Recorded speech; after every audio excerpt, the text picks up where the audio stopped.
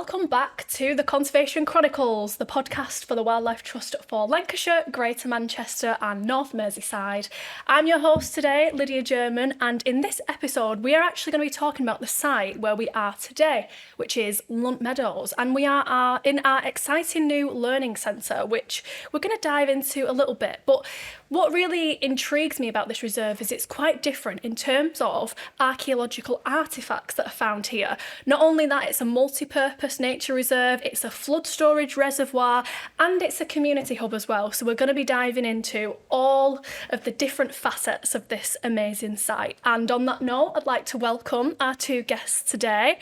We have Molly Toal, who is our Comms and Engagement Officer, who does the good work telling the world about what we do here at Lunt and getting people involved and excited to get involved with what we do. And we also have Cheryl Ashton, who's the project manager and basically oversees everything that happens here at Lunt. So warm welcome to both of you.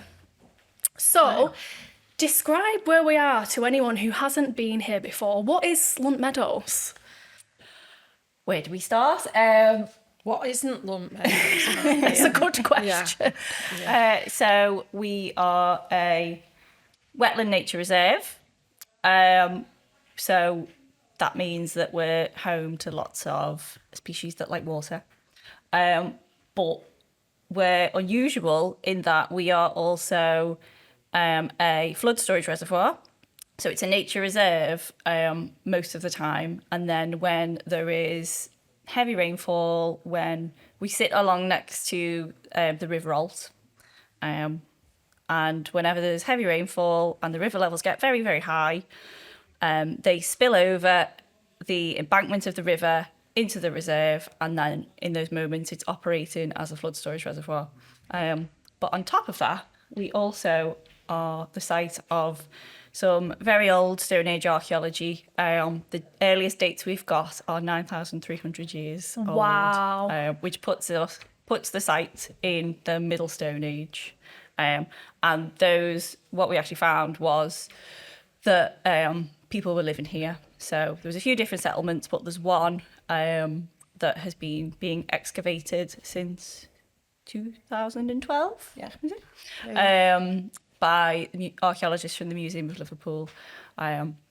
So we were already unique just being a nature reserve that's also a flood storage reservoir, but then the archaeology is just like a whole other thing. Yeah, it's the icing on the cake, Yeah. isn't it, really? Because there aren't any... I don't think there are any other reserves within the Trust, definitely. When we asked National Lottery, who are funding us at the moment, when we asked them, could we chat to somebody else who was on a similar reserve to us, they said no, because we don't have anybody doing anything the same as you. So, yeah, we're quite unique, really. Mm-hmm. Yeah, it's really interesting, all the different aspects of it, and we're going to dive more into this. The first thing I'd like us to talk about is the fact that it's a flood storage reservoir, and that helps to combat the effects of climate change. So tell me how that works. Well, so in about 2009, the Environment Agency and Sefton Council were sort of discussing the usability of some of the agricultural fields locally, because there was a lot of flooding from the River Alt. So basically what was happening then was the river was just trying to restore itself back to its original floodplain. Rivers always want to connect to their original floodplain. So all of the work that we've done over the years to re-landscape everything, as human beings, we've kind of disconnected our rivers from our floodplain. This was no exception. So what they were finding was, as the river was more and more in spate and putting pressure on the banking, the rivers would try and break out into the surrounding farmland. So it was getting too wet to farm. The barley, the potatoes, the hay crops that they were doing, it just wasn't sustainable. So they had a look at a different method of, what could they use the land for? And the idea really was that actually, can we allow the river to get back to its floodplain in this particular area? And EA bought back the land from Sefton Council And a plan was hatched with Lancashire Wildlife Trust and Sophie, who designed our Brockholes Reserve, so that basically the river could flood into this area that we've called now Lunt Meadows Nature Reserve. As we go on through the years, progressively we're getting more and more flooding. So every year on year, it's increasing. Except this year, we've gone into massive drought. So whereas we'd have expected perhaps the water to come over the spillway once in maybe 2 or 3 years, 1 year it was 14 times a year. Wow. So it's massive. Climate change and the effects that climate change have are really unpredictable, and EA try to use science and try to use their engineering knowledge, but it continually takes us by surprise as well as them.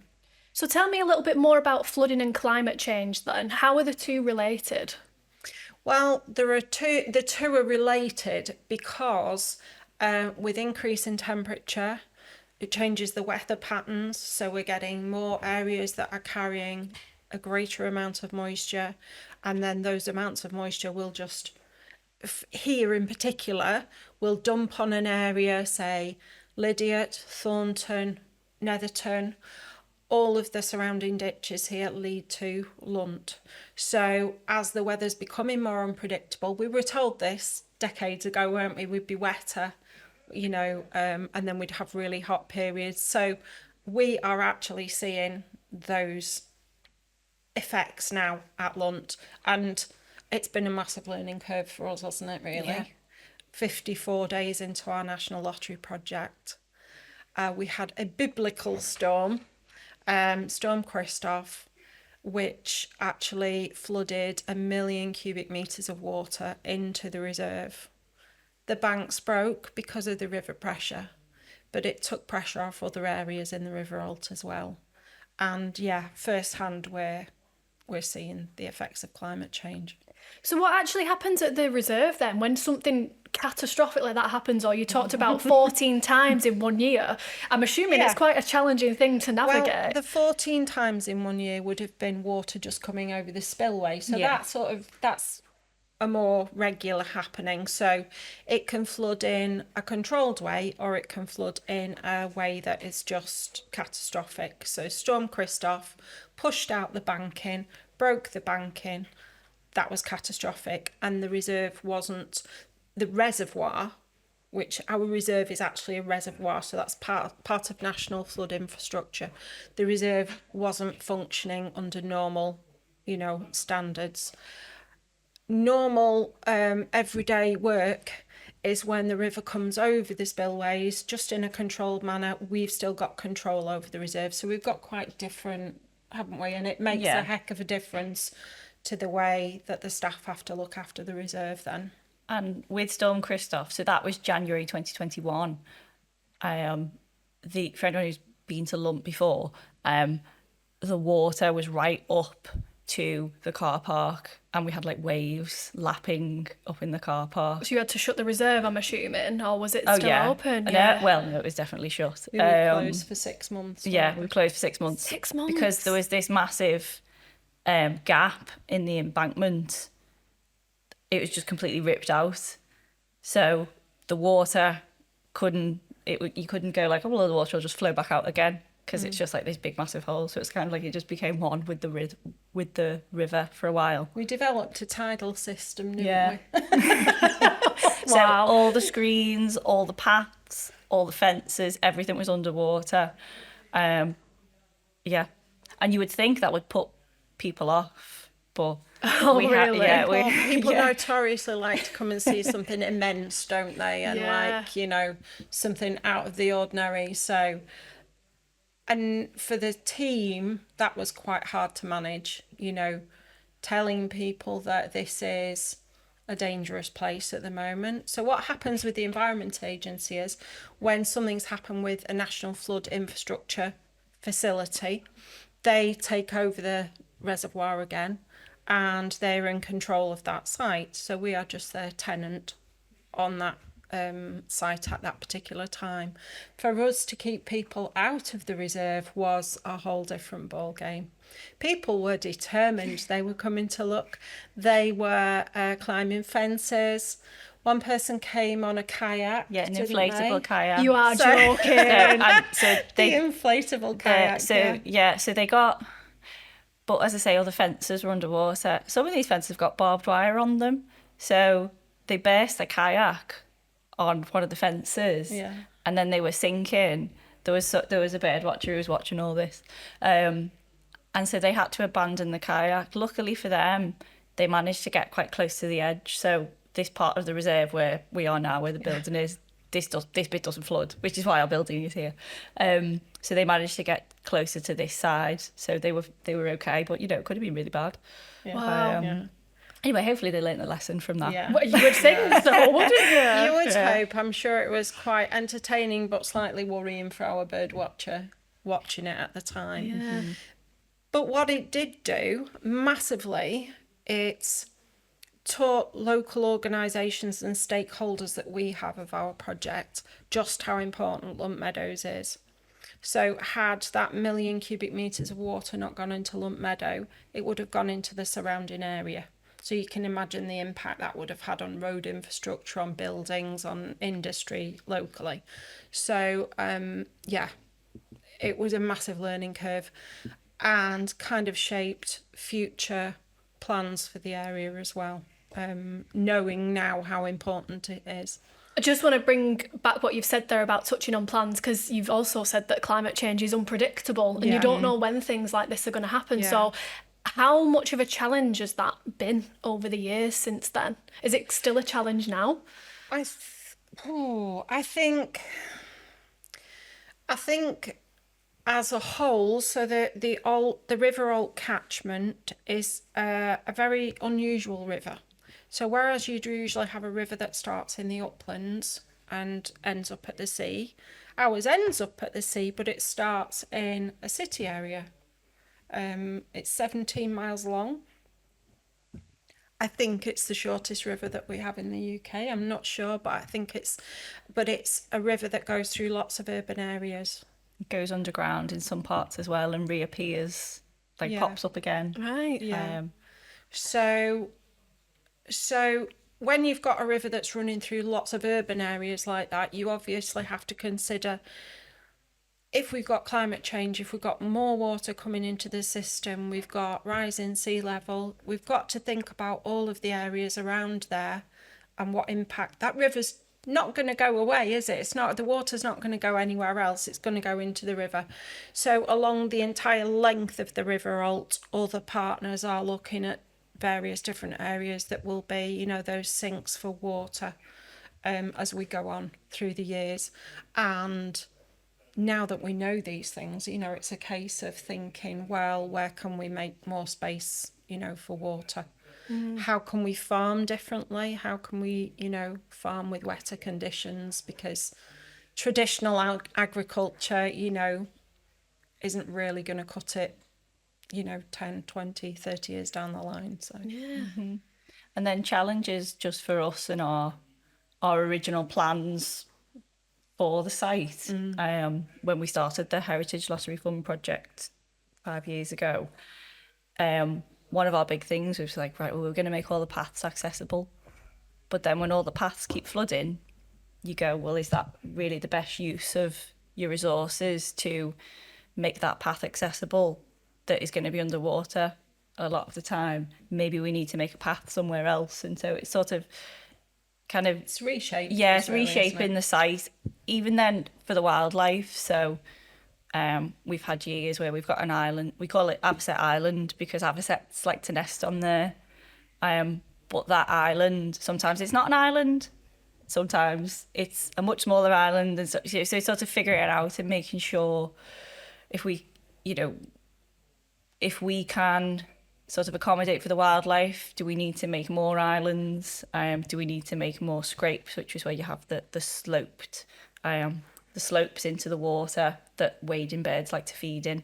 You don't just want a sudden drop because that's not helpful for them. They need to slowly, gradually walk in. The change in water levels makes that a challenge to try and figure out where's the best place to sort of build these features in. And it might be the best place for a few years, and then it all flips again, and you need to change it again. It sounds like you really have to. It's keeping you on your toes. I feel It's like a really dynamic site, this, and that's what's so interesting about it, really. For me, I've got one foot in the archaeology because I've done sort of like paleontology dissertations with pollen fossils. So you've got kind of that interest of that, and then you've got the wildlife, and then you've got some water engineering, the engineer. So I think all of our staff have actually really invested in the different aspects that this site, throws up.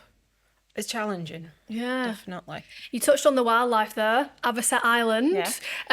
There's so much to see here throughout the different seasons in the year. So if someone was to come and visit Lunt Meadows, what wildlife should they be on the lookout for throughout the year? Talk me through the seasons. Should we start like spring? Yeah, Sort let's of start like- with spring. Okay, so I mean, there's a bit of everything, really, isn't there? Like I mentioned that we've got a lot of wetland wildlife. So you get a lot of ducks, lots of like waders, ground nesting birds like lapwing, but then we've also got like hares as well. So Yeah. I've seen hares boxing in March before, which is amazing.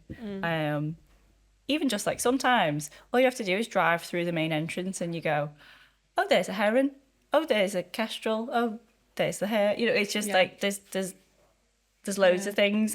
We get all the little songbirds, you get like flocks of goldfinches, and then moving on into the season, obviously you get the avocets on Avocet Island. As you're moving on into the season, into more the summertime, we do well with like butterflies and dragonflies. We've had this year 2025, we've had an amazing amount of moths. So we try and do moth trapping. I love moths. I'll hold my hands up. Love moths. And Charlotte who works on the reserve as well.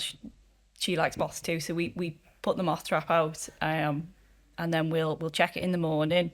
And she would have checked it about like 8 a.m. and she was still recording everything she'd found by like 3 o'clock in the afternoon. Really? There were hundreds and hundreds, yeah. Wow. It was incredible, the volume of moths that had been out that night. It has been, the dry conditions, it's been really, really good for butterflies and moths, insects generally. Yeah. And then we do bat walks as well. So, we get quite a few different species of bats here. So we've got about 5 different species that we know of that we've recorded. And then you also get lots of roe deer. Recently, someone's been saying they've been seeing a doe and a fawn, which is lovely. And then the most famous ones we get, the sort of like star species, are the likes of our birds of prey. So we're known for barn owls. People travel from all over, don't they? Because they know they can get good sightings of the barn owls here. We've had bittern as well. So bittern is a type of, it's like a type of heron, isn't it? And it's a reedbed specialist. It was on the brink of extinction in the 1990s, and it's like sort of made a really good comeback. And it's got a really distinct call. The male, it does this booming call that sounds like someone blowing on a bottle, which I won't give a demonstration of. Yeah. So we get a lot of rare ones like that, and then you've got like weasels, stoats, foxes. Yeah. We've got all sorts. Kingfisher. Yeah. Loads of really lovely species where you get like really excited. That's the thing, you get a lot of people who they go like, And you I've can seen the more or barn less owl. guarantee seeing something Yeah. interesting on the reserve with every visit. I mean, the reason we've got the birds of prey is because we've got such a huge small mammal population. Now, that can fluctuate because when it floods, obviously that has an impact on the small mammals. But then this year, it's been nice and dry. I think it's probably been a really good year for breeding and small mammal population. And then in the winter time, they did a survey, didn't you, with a local biodiversity officer and discovered that we have nests of harvest mice here, which is a really interesting species as well. So yeah, we've got a massive small mammal population definitely here. One of my favourites is the white throats and the chiff-chaffs and things that we get coming in for the summer, because you can be on the reserve, in the centre of the reserve. You can't hear anything. You can't hear roads around you. You can just hear their songs. And to say that we're only 7 miles from the centre of Liverpool, it's just incredible, really. Yeah. But then, I mean, winter time is like time of the owls, isn't it, really? Yeah, so winter is more, that's when you get loads of the ducks. We have ducks all year round, but we get lots of the like migratory species coming. We get, some of them are quite showy as well. So you get like, what's its name? Oh, it's afraid. Gadwall. Yeah, I feel like we've got them in the summer as well. But yeah, we get gadwall, we get loads of teal. So teal's lovely. It's like really like we pretty get thousands duck. of teal. And actually, they whistle. They don't quack. They whistle. So as you walk around, you just hear this little whistle all the time. Goosander, that's what I was thinking of. Yeah. We get goosander, so we get them. They fly over from Scandinavia, and they tend to come in of an evening. That's something as well. When you hear all the time, you start to get used to the rhythms of like, you kind of know when to expect things, don't you? And we get great crested grebes coming in as well. Sometimes the great crested grebes nest here, and you see like the babies sort of like, you see them grow up. The babies are absolutely gorgeous, aren't they? Well, when they're teenagers, they've still got that kind of like humbug black and white stripes on them, but they're like adult size, and you see them practicing doing the little dance they do. They're lovely. If anyone hasn't seen what great crested grebe chicks look like, they are so cute. They're like little black and white striped humbugs. And they sit on the mum's back as well, like cygnets do as swans. Yeah. And then we get flocks of like snipe. Woodcock as well. The woodcock are so like, I've been here before, like when it's getting dark, it's been really misty, and then like they fly over because they're nocturnal mainly, but they'll roost in the woods, and then when they fly, they like zigzag across the sky and they make this weird call. So it's kind of, when it's all misty and dark and you just see this outline of this bird zigzagging across, you're like, oh my God. It's a good Halloween bird. Yeah, it is, isn't it? Yeah, I bet it is. I mean, it sounds like there's just so much to see here all the time, no matter what time of year it is. And I know that certainly for us, like obviously working in the communications team, by far, Lunt is the #1 reserve where people tag us in their photography here of the sightings constantly. So we do a monthly roundup on our website of what's been seen. And I don't think there has been a month where there's not been a sighting submission of what's been seen at Lunt. And people take amazing photographs here. It sounds like there's a lot of a community of photographers and birders. We have got an amazing community, haven't we, of people that support the reserve. Right from the traditional birders, the photography, we've got a community of volunteers as well. Staff, stakeholders, because we're actually neighbours with other farmers, but other conservation organisations as well. So we're on the edge of Forestry England land, we're on the edge of National Trust land as well. So we've got a really, really good support. And somebody that has worked for Heritage Lottery Fund just recently told us in a meeting, she said, I've never been to a site that has such a good community atmosphere, because you just feel really welcome. You just feel like everybody's, thinking positively for you. So what do you think it is about Lunt that make people so passionate about it, whether that's volunteering, or we've just seen that there's been a volunteer meeting here and everyone is just so buzzing, aren't they? They've got so many thoughts about the site. They've all got ideas all the time, haven't they? I think it's a place that really like inspires people, but in different ways. So if you like your birds, well, you got your birds. If you like your insects, you can see your insects. We didn't even mention the wildflowers. There's loads of wildflowers as well. But then if you love archaeology, there's that side of things as well to get involved in. And there's just this, even though, like we were saying, it used to be farmland and the site has been designed by people, there's something, it just feels really wild. and it's really hard to explain. But as you can't walk put your around, finger on it, can you? and It's just... and everyone always says that. They say it's so peaceful, and it feels really wild. And so then when you find out about the Stone Age stuff, it's sort of, you go like, oh yeah, you can imagine it. Yeah, there's something about it. It's a sort of a story of the whole site and the way that we've tried to do the interpretation. It's a story of environmental change. So right from 9,000, 10,000 years ago, when Mesolithic families were here, the weather, the changes in vegetation, the changes in the coastline, the flooding were all affecting them, right up to when they had to leave the site because it was too wet. You know, they couldn't really have their, even though they're sort of ephemeral, they're like seasonal settings there, they're seasonal dwellings, it would have become too wet. Yeah.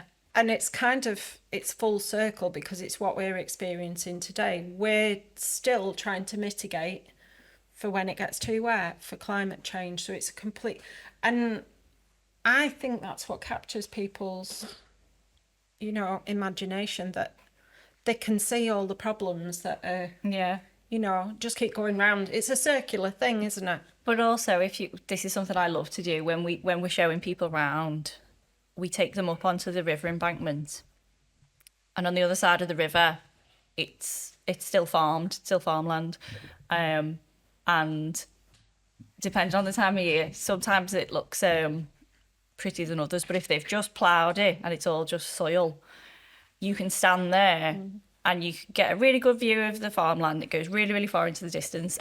And then you look on the other side, you look back on our reserve, and there's beautiful reed beds, there's birds flying around, there's pools, it's full of this wildlife. You can hear all these like birds calling, and you just say to people, so in 2010, the reserve looked like that on the other side, and people sort of go, what?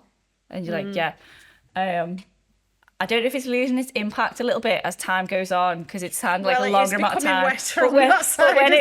But also when it was like, I say, that looked like that within, 10 years ago. Now it's more like 13 years ago. Yeah. And then I just think that's really like, how much hope can you get from that? Because it's sort of, look, we can turn things around. None of this was here. These animals, it's very much build it and they will come. It's that whole message, isn't it?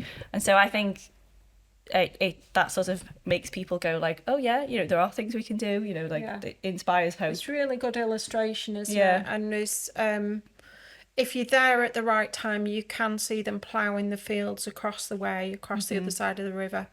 And you've got peat swirling up in the air, you've got the soil erosion, you can see it happening. We've got an area that's full of water on the other side of the river, so it's quite a... When I was here on Saturday, I could see, and in the past I've seen that, the soil swirling up, and you think, oh gosh, there's a fire. It looks like smoke, or you get up onto the embankment to look and you realise it's just soil. It's actually just soil being blown. Wow. Because it's been farmed so much. There's nothing holding it together. It's so light, and there's pockets of peat over there, and it just, it travels upwards and lands somewhere else. And then it's a real difference, visually. There aren't many places. Well, that's the best place, isn't it, on the reserve, I would say, for showing it on Shorrock's Bridge. Very plain, very monoculture farm fields, and then the habitats that we've got on the other side. Like you say, it's such a strong image of like a before and after. It's like the best way of trying to explain that to people. It is. You just show them, and they can see the difference, and it makes such a difference. I think a lot of reading about Lunton, you can Google all sorts of things, can't you, and find things online, but actually visiting, and people get it when they're here. They actually get what it's about, don't they, and they understand it. And that was the original idea behind the National Lottery project, that we wanted to deepen the understanding of local people, because local people live in this traditionally agricultural area, and don't really understand about the land, don't understand why it's here. They don't know why because it's not a traditional looking reservoir. It's a bowl shape that will take water, but it has got reservoir walls that we know of, but it doesn't look like your standard bowl shape with, it's not sort of that hard engineering, is it? And yeah, hopefully, I would think over the last 5 years, we've taught people a lot about what it's actually about. Yeah, and depending on what time of year people visit, they might see some animals that aren't so wild. So they might see some sheep, they might see some cows. What's that all about? Yeah, so I love them all. I used to say that the sheep were my favourite, but the cows, these cows are lovely, so they might be winning at the moment. Yeah, so they are members of our conservation team. They are our conservation grazers. So linking back to the Stone Age again, we used to have large species, herbivores that would roam, and they would create sort of grassland conditions, and wildflower meadows and things. So aurochs, which is a big, massive, wild, extinct version of a cow, of cattle, they were one of them. And then we had elk, which are the same thing as moose in North America. So our sheep and our cattle, they're kind of like living lawnmowers, and they go around and they graze the land, but they graze it in a way that would be quite difficult for us to recreate if we went in with a mower. And they really As heavy-handed as we are, Yeah. we can't be as heavy-handed as they can. Well, I'm not allowed to cut the grass at home because I did it wrong. So they and they feed in different ways, so they create different kinds of conditions, and then that helps the wildlife as well. So, but it helps at all different levels. So the way the cows walk, they help to like aerate the soil as well, so that helps with growing. The way they eat, so cows will grab tufts of grass and they will like wrap their tongue around it and pull it up. So it makes like a very like a diverse sort of structure for the ground, which is good for different kinds of insects and things. The sheep graze, they like nibble more uniformly, so that helps different ones instead. And then you got like if you brought on ponies, they would eat in a different way. If you brought on goats and stuff, so they all, depending on what you want, you put different kinds of like livestock on. So in the summer months and into the autumn we have the cattle, and then over the winter into spring we've always had the lambs that have been born in the April of that year. So they're always lovely, aren't That's they? my favourite. I associate our sheep on here with Christmas. Yeah, same. Because we have a Christmas rota, so we all take turns in coming to check the sheep and whatnot, and maybe if it's a year where they've eaten a lot of the forage, a lot of the grass and the plants that are out there, we might supplementary feed them as well over Christmas, and it's just a really Christmassy thing to do, to come and It's feed lovely. the sheep. Yeah, that's like one of my favourite jobs. Yeah. It's only a very small part of our job, isn't it? But getting to go and check the sheep or to go and check the cows, you're like, you I'll get do some that. lovely pictures of them over, bet you over do. winter as well. How long has that been here, the conservation grazing at Lunt Meadows? Right, really from the start of the meadows actually having a fence line. So when the site was first built, barbed wire fences were put up, and each area was sort of sectioned.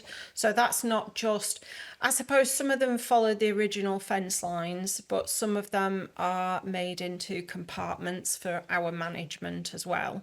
So the first thing to graze on here was ponies. So the ponies were here. That caused immense local interest, because a pony, who doesn't love a pony? And then it's sheep and cattle have been added to that mix since. The cattle that we've got now, though, are quite interesting because they have the no fence collar system. So they look a little bit like they've got a bell around the neck at the moment, which people are fascinated with, aren't they? Mm-hmm. But the hope is that we can allow them areas, we can be more specific with the grazing. So we can, on a computer system, we can put an area around where we want in the field to be grazed. You can then exclude areas that you might have nests in, things like that. You can be quite specific and quite prescriptive with with how we want the grazing to happen. So we're getting used to it. Yeah.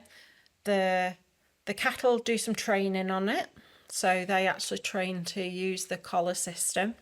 And yeah, it's interesting in that you can get an app that you can see on your phone, and you can actually see where the cattle are going to be when you come onto site. And our cattle actually sort of spend time between here and the coast at Ainsdale. So on the coast at Ainsdale, people can see which paths they're going to come up against the cattle, you know, where they're going to be. If they've got a dog with them, that's really handy because, of course, you know, you're best to keep your dog on the lead where the cattle are, and then you don't have that conflict. But yeah, we've got 13, I think, here at the moment, haven't we? Split into 2 groups, and some of the guys that we've got on at the minute are huge. And that in itself is just wow. And it gives you that whole atmosphere of, dare I say, an old-fashioned landscape, you know? I know that at some of our nature reserves, people can actually scan a QR code to see where they are. Is that the same at Lunt? Yeah. So if people are visiting here and they can't see them immediately, they can scan and they'll get a little GPS of where they are. Is that right? Yeah, so it'll take you to the No Fence. I don't think it's even an app. Is it a website? I don't think you have to download the app for it. So anyone can see them. It's not just like staff or anything. Yeah. And it says what their names are as well on there. Yeah, you can click on each Yeah. individual and have a look and see what their name is. So Do you that know if the you're names here off talking the top of your head? Oh gosh, I can try. Go so for I know it. the 4 boys, the big ones in the wet grassland one. So that they came from Kirkham Prison. So that's They came from a prison? yeah. I don't know what they were Tell doing. me about that. Don't know why they were there. Don't know what they've done. They're lovely though, you know. So we've got Scarface, Titch, Droopy, and George. They get trained there, don't they, as part of is it like a...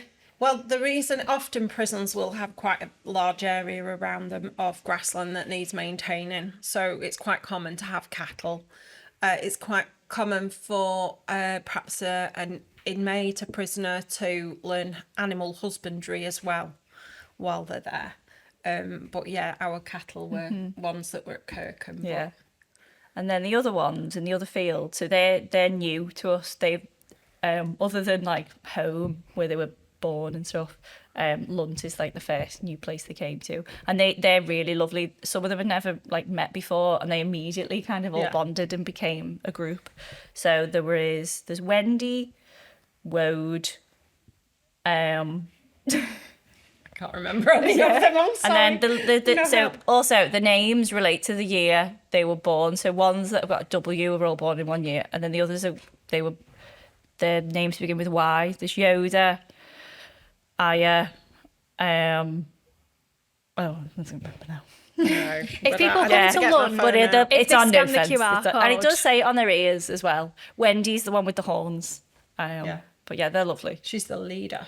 Yeah, she's in charge. I love that. Yeah. Lastly, I want to get into some of the archaeology on the site because we do actually have some artifacts here. So give me an overview. How did this happen? Who was the first person to find something here? Okay, so when we go back to...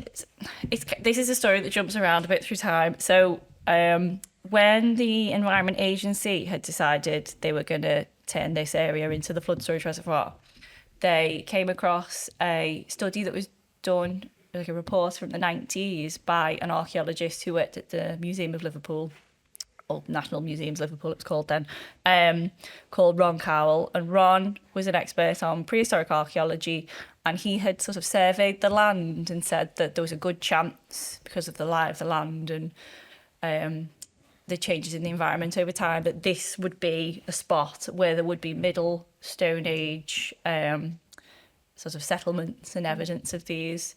So luckily Ron still worked for the museum in 2012. So he was sort of brought down, wasn't he? And he... Yeah, if there's evidence of archaeology, you need a consultant, Yeah. don't you? So When you start to do the work that oversees it. Yeah, so he'd come down to sort of consult, and he said to the people on the diggers, landscaping it, he was like, right, so you're going to want to look out for these stones, and they'll be this certain shape, and they'll have these marks on it. And when the digger drivers just went, "What do you mean like this?" And he produced a rock from underneath his seat. And then that kind of set it off then. And Ron was supposed to be digging. From that, they said, "Okay, well, you can dig, see what else you can find." Supposed to be digging for 8 weeks. Well, he's still digging now, really, isn't he? Yeah. So he officially retired at the end of 2022, but he's so passionate and he just really wants to like get as much information as possible from it. So yeah, so there was 8 sites found across the reserve where people had been living, but one of them in particular was quite significant, and we found evidence of 2 houses on there, but at different time periods. So that's another thing. Also, if we say like the site, people were living there 9,300 years ago. The second house was dated to 9,100 years ago. And it seems like people stopped living there around 7,000 years ago. So this is quite significant because the middle, to call it the Mesolithic. So the Stone Age is split into 3 periods. The Paleolithic, which is like earlier time, Neanderthals and that, up to the end of the last ice age. Then end of the last ice age, in Britain this is anyway, you get the Mesolithic, the Middle Stone Age. That goes on to around 6,000 years ago when you enter the Neolithic, which is when farming is first introduced to Britain. Livestock farming, that is. So this time period we're dealing with on our site, people are hunter-gatherers, and there's not really that much. It's so difficult to find evidence of these things and the way they lived and the tools they used and whatnot because they didn't have metal. Everything they used was made of plants, of animals, of wood. So all apart from like the rocks and things they were using, everything was like it just disintegrates and breaks down over time. So it was really cool that we were able to so far the archaeology volunteers and Ron have found over 20,000 artifacts. Wow. So some of those range from like big pieces of rock to like much smaller pieces of like tiny little blades, and we call them microliths. And the waste from those microliths as they've been like hitting rocks together and flint knapping. And a real sort of range of different geology as well, so not just local to this area. Yeah. So evidence of the material being brought into the area from whether that's trading, whether it's like swapping, whether it's worshipping kind of thing. And so we've got flint here on the desk. So this is quite a big piece of flint. So we call this like a flint core. This is like a smaller one. This one, so we found stuff like this on site. And it was actually one of our volunteers who's always wanted to be an archaeologist but didn't feel that she could be because of like societal pressures when she was younger. She was the one who found it, and so I think that's lovely for her. She got to be an archaeologist. And she actually did the genuine thing. The way, so they would hit this in a certain way to break flakes off. So this is flint, break flakes of flint off. I say it's a bit like a Terry chocolate orange, like they walk around with it, you hit it, you get a segment off it. But because like they made everything themselves from scratch, and I literally mean like everything. So they tried to do things as sort of like efficiently as possible, didn't they? So that's a kind of like a little toolkit that they're carrying around with them. You keep it in your back pocket for when you need the next blade to do something. Because and they wear down really quickly. So we've bought replica ones and we've used them with kids as like drill bits and stuff, and we're using drills, and they do wear down really quickly, so they would have to replace them quite a lot. Unfortunately, we are actually running out of time to really dig into Mind the Pond and the archaeology at the site. I feel like this could actually be its own episode because there's so much I could talk about it forever. So if you at home would like to have a whole episode dedicated to this, do let us know. Or we may record one very soon. Who knows? But final question for you. Okay. If you can give me a couple of sentences of why do you do what you do? People's reaction is amazing. You know, when you can tell them something about the landscape that they're looking at that they don't understand, they don't even realise that they don't know, and you can explain why something is the way it is. It's really refreshing, isn't it? And I think people go away thinking, specifically about lunch, they go away thinking, wow, I'm just looking at this field and I didn't know all of this was happening here. you know, whether that's wildlife, whether it's the archaeology. Yeah, it's good stuff. I think for me, it's that I just love it. And why wouldn't you want to be outside in nature all the time? And why wouldn't you want to know like how to identify all different things? Like for me, it makes me feel good, and I like to be able to share that with other people and for them to see, like, you know, like I want them to care about things as well. And if people care about nature, then you're more likely to get support for it and stuff, and we're, you know, more likely to be able to like push to like get more space for nature, and to like help wildlife. But yeah, I've just always wanted to do it. I've just never ever wanted to do anything else. Yeah. So I find it quite hard to answer, because it's That like I've real just always, passion, yeah, isn't I've just it? always why would you want to do anything else? It's a way of life, isn't it? Even Yeah. to the point of doing the foraging that you do, Yeah. and you know, the cooking with different, you know, natural ingredients. Yeah. It's, Yeah. And it changes the way you sort of view the world It does. when you understand what's going on around you in like the natural world. I mean, Yeah, sure. like because I just think that's how people would have been in the Stone Age as well. They're walking Yeah. along and their brains going like, not even thinking about it, but their brains like oak tree, hazel, Yeah. like Yeah, plantain. Like they're they're sort of thinking thinking of it yeah. like we would go into a supermarket and see the things on the shelves. They're thinking, well, I could use this for this, and this is, Yeah. if I can find this here, I can probably find Yeah. X here as well. You know, so much more understanding of the world. But in a really respectful and sustainable way as well. Well, thank you so much, both of you, for being on this podcast. I feel like we could actually talk about this for hours. There is so much to say about this site, and We have done in the past it as has well. it's been amazing to talk to you both. So thank you both so much for being such amazing guests. No problem, thank you. Thank you for watching today's episode of the Conservation Chronicles, the podcast for the Wildlife Trust for Lancashire, Greater Manchester and North Merseyside. Really hope you enjoyed today's episode. I know we covered a lot of topics, but if you are interested in hearing more, you can visit our website. You can sign up for our newsletter that gives you monthly information on what we're up to. And you can also join as a member from as little as £4 a month to help preserve amazing places like this. Thanks so much for watching, and we will see you again soon.